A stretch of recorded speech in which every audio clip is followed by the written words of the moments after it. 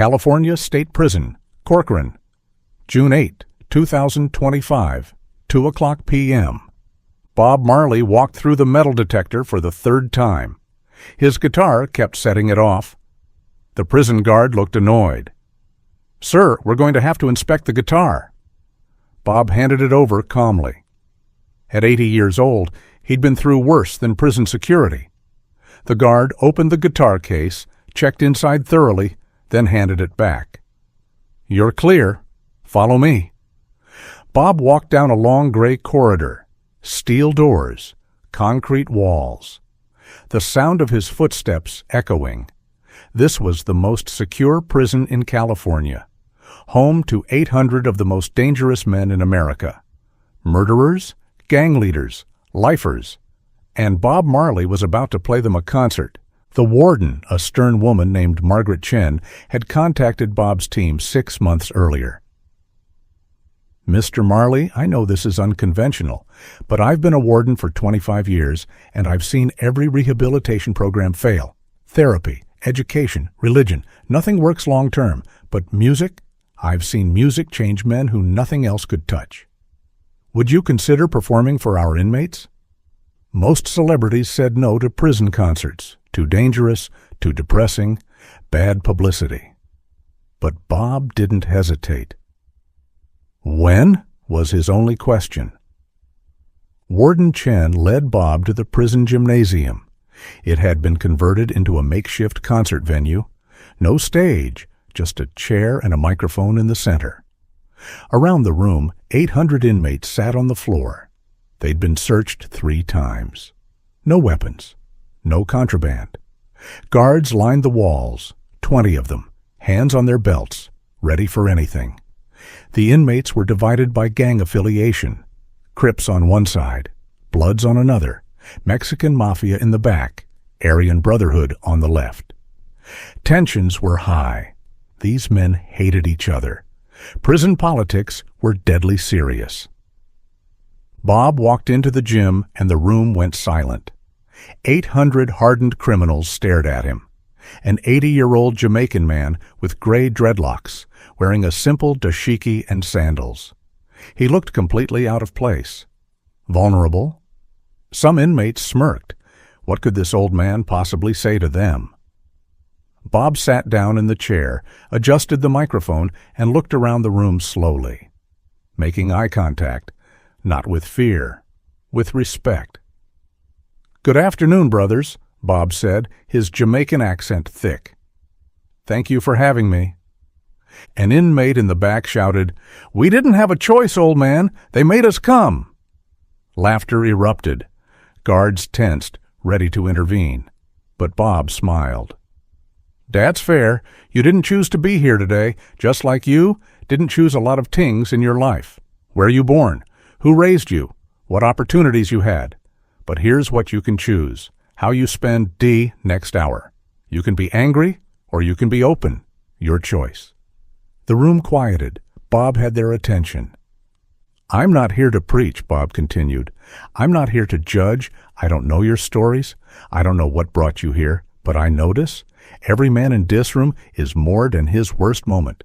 You are not your crime. You are not your gang. You are not your tattoos or your record or your reputation. You are a human being, and human beings can always choose differently." He picked up his guitar. "This is my truth, expressed through music. Maybe it speaks to you, maybe it doesn't, but I'm going to share it anyway." Bob started playing Redemption Song.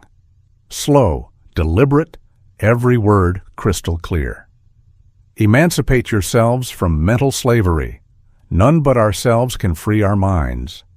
The lyrics hit different in a prison. These men were physically caged, but Bob was singing about mental cages. The prisons inside their minds, shame, regret, anger, hopelessness, the belief that they could never be anything more than inmates. In the third row sat Marcus Thompson, age 42, serving life without parole for murder. He'd been inside for 20 years. Marcus was known as Ice in the prison, never showed emotion, never cried, never broke. He'd seen men stabbed, seen friends die. stayed cold through it all. But sitting there, listening to Bob Marley sing about freeing your mind, Marcus felt something crack inside him. A wall he'd built for 2 decades started to crumble. His eyes burned. No, he couldn't cry.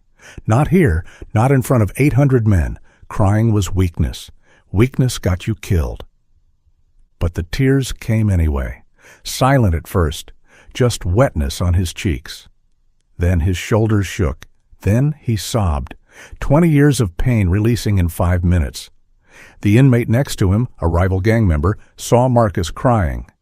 Instead of mocking him, the man put a hand on Marcus's shoulder. Didn't say anything, just acknowledged the pain. That simple gesture broke something else in Marcus. He wasn't alone. Even here, even in hell, he wasn't alone. Bob finished Redemption Song and looked around the room. He saw wet eyes, tough men wiping their faces, pretending it was sweat. Bob didn't call attention to it. He just moved to the next song. No Woman, No Cry. A song about remembering better days, about holding on to hope when everything feels hopeless. The inmates listened. Some mouthed the words. They knew this song. Everyone knew this song. Halfway through, Bob stopped playing. Can I tell you something? The room waited. I grew up in poverty in Jamaica, Trenchtown, one of the worst ghettos in Kingston. My friends, they all had 2 paths, music or violence. Some chose music, some chose violence. The ones who chose violence, many of them dead, many in prison. The only difference between me and them was luck. And maybe one person who believed in me when I was young. That's it. Not talent, not intelligence, just circumstances and one person's belief. Bob looked directly at the inmates. I'm not better than you. I just had different options. But here's what I know. It's never too late to choose differently. Even here, even now, even with life sentences and no parole. You can still choose who you are inside these walls. You can be the man who spreads hate, or the man who finds peace. You can be the inmate who makes other men's lives harder, or the one who makes them easier. That choice? Nobody can take that from you, not the guards, not the system, not even these walls. An inmate stood up. The guards immediately tensed, hands moving toward weapons. But the man wasn't aggressive. His name was Hector, mid-40s, covered in gang tattoos. He'd been inside for 18 years. Mr. Marley, Hector said, his voice shaking, I've done terrible things, hurt people, destroyed families.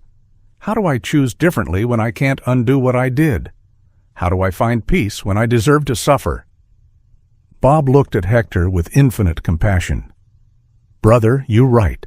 You can't undo the past. None of us can. But you can change what you do with the future. Every day you wake up, you have a choice.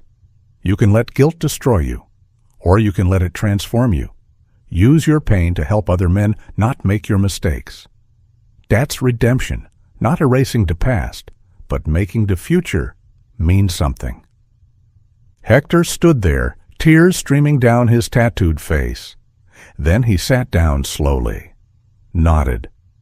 Bob had given him something he hadn't felt in 18 years, permission to be better without forgetting what he'd done.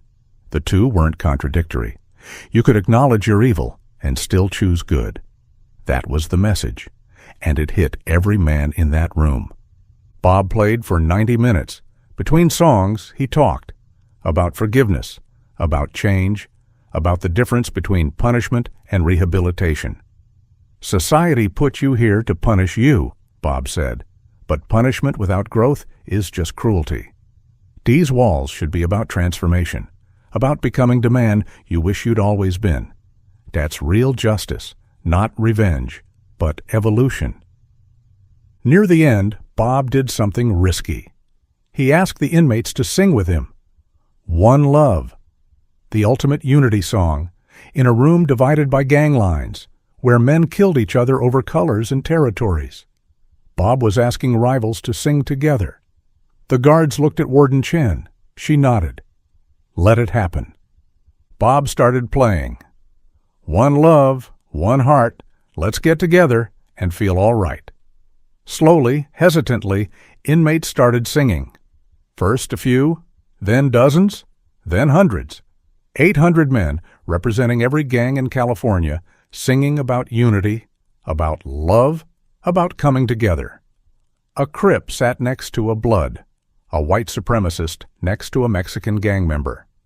For 3 minutes, those divisions didn't matter.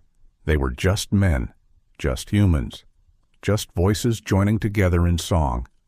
The guard stood frozen, witnessing something impossible. Warden Chen had tears in her eyes. In 25 years, she'd never seen this, never seen these men connect, never seen the walls come down. One guard, a man named Officer Davis, who'd worked there for 15 years, would later say, "I went into that gym thinking inmates were monsters. I left knowing they're just broken men who never learned how to heal." Bob Marley showed them healing was possible. In 90 minutes, he did what our entire system couldn't do in decades. When the concert ended, Bob didn't rush to leave. He stayed. Talked to inmates one-on-one. Guards allowed it, though they stayed close. Marcus, the man who'd cried for the first time in 20 years, approached Bob. "Mr. Marley, I'm never getting out of here. I'm dying in this prison. What's the point of changing?" Bob looked at him seriously. "The point is you. You matter. Not because of what you can achieve, but because you exist. And every day you choose peace over violence. You prove that redemption is real. That's the point. Not freedom, but integrity." Marcus nodded slowly. Something had shifted inside him. He couldn't undo his crime, couldn't bring back the man he'd killed, but he could choose who he was today, and tomorrow, and every day after. That was power. Real power, the kind the prison couldn't take away. 6 months later, December 2025, Warden Chen called Bob. "Mr. Marley, I need to tell you something. Since your visit, violence in our prison has dropped 60%. 60%. Inmates are starting a music program. They're teaching each other guitar. They're writing songs. They're talking about their pain instead of acting it out. You changed this place." Bob was quiet for a moment. Then he said, "I didn't change anything. I just reminded them they were human. They did the rest." Marcus became the leader of the prison music program. He taught guitar to younger inmates, helped them write songs about their experiences, gave them an outlet for pain that wasn't violence. He'd never leave prison, but he found purpose inside the walls. He wrote Bob a letter 6 months after the concert. "You told me I could choose who I am. I choose to be a teacher. I choose to help other men find what you helped me find, the humanity I thought I'd lost. Thank you for seeing me when I couldn't see myself." Bob framed that letter, hung it in his studio in Jamaica. Visitors would ask about it. Bob would just smile and say, "Reminder that every person deserves a chance to be better, even the ones society gave up on, especially dose ones." The California prison concert was never televised, no cameras allowed. But word spread. Other prisons reached out. Bob performed at 12 more prisons over the next year. Every time the same thing happened. Hard men cried. Rivals connected. Hope entered places designed to crush hope. Officer Davis, the guard who'd witnessed the concert, quit his job 3 months later. Not because he was traumatized, but because he realized he wanted to help inmates, not just guard them. He became a rehabilitation counselor, used music therapy in his work, credited Bob Marley for showing him that the men in cages were still men, still worthy of dignity, still capable of change. That's what would have happened if Bob Marley performed in a maximum security prison in 2025. He would have walked into the darkest place in society and brought light, not by preaching, not by judging, but by seeing, really seeing, 800 men who the world had written off. And in seeing them, he reminded them they could see themselves differently. Marcus finding purpose, Hector finding permission to be better, rivals singing together. That's the power of music. That's the power of one person who refuses to believe anyone is beyond redemption. Bob Marley, at 80, sitting in a prison gymnasium, guitar in hand, proving that the most dangerous place in America could still hold the most beautiful moment. Because beauty isn't about location, it's about connection, and connection is possible anywhere, even behind bars, even in maximum security, even with lifers who thought they'd lost their humanity. Bob found it. He always found it, because he looked for it. And what you look for, you find. Always.